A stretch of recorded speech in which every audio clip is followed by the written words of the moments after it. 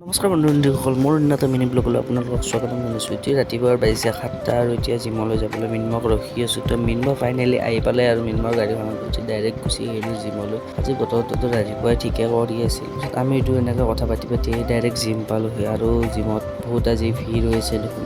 কিবা হয় মিনমৰ টেনশ্যন লাগি থাকে। তো ডাইৰেক্ট জিমটো কৰি আমি আজি চেষ্ট টেষ্টটো কৰিবলৈ আহিলোঁ।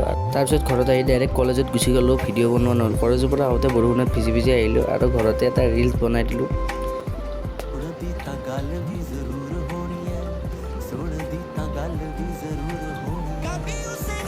তো আবেলিকৈ ভিডিঅ'টো বনোৱাৰ পিছতে মায়ে ক'লে নাৰায়ণ পূজা যাবি। তো ডাইৰেক্ট নাৰায়ণ পূজালৈ গুচি আহিলোঁ। নাৰায়ণ পূজাটো গধূলিয়ে হৈছে, এতিয়া বাজিছে 7:30। তো নাৰায়ণ পূজাত আহি মেনেজাৰে বহি কিনে ডাইৰেক্ট চাহটো খাই ল'লোঁ।